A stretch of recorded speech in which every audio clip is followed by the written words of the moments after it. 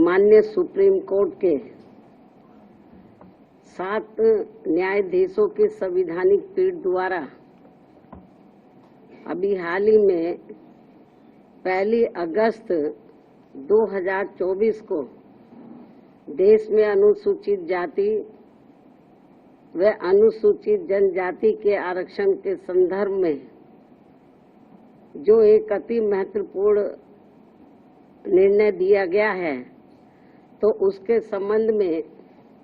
अपनी पार्टी की प्रतिक्रिया जाहिर करने के लिए बुलाई गई है, जिसमें अनुसूचित जाति व जनजाति के लोगों को पुनः उप वर्गीकृत सब क्लासिफिकेशन अर्थात सब क्लासिफिकेशन किए जाने को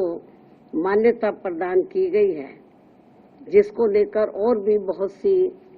बातें कही गई हैं। उनसे हमारी पार्टी कतई भी सहमत नहीं है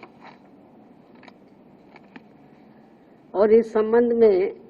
माननीय सुप्रीम कोर्ट द्वारा दविंदर सिंह बनाम पंजाब राज्य मामले में पारित इस आदेश के अनुसार अब राज्य सरकारें अनुसूचित जाति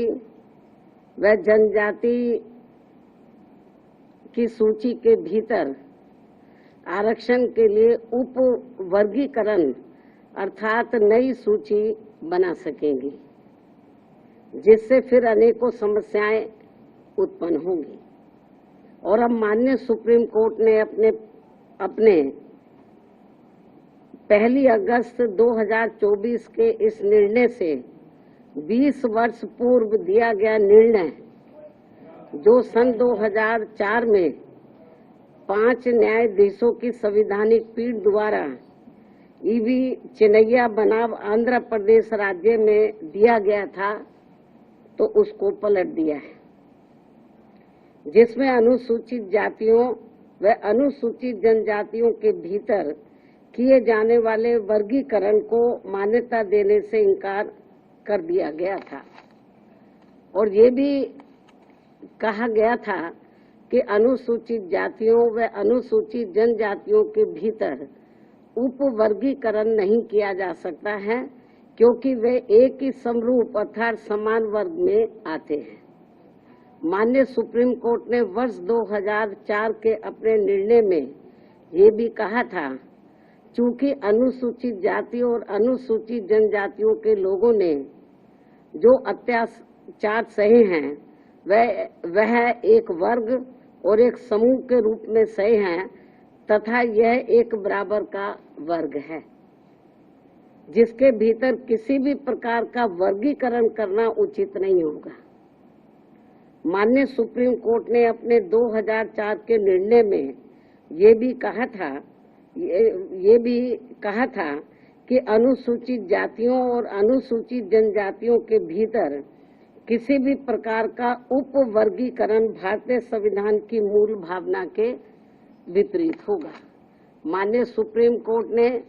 अपने वर्ष 2004 के इस निर्णय द्वारा समानता के अधिकार का उल्लंघन करने के कारण आंध्र प्रदेश सरकार द्वारा पारित आंध्र प्रदेश अनुसूचित जाति अधिनियम 2000 को भी रद्द कर दिया था। अपने 2004 के निर्णय में माननीय सुप्रीम कोर्ट ने ये भी माना था कि ये वर्गीकरण इन जातियों के भीतर अलग अलग व्यवहार करके समानता के अधिकार का उल्लंघन करेगा। और अब माननीय सुप्रीम कोर्ट के 7 जजों की पीठ ने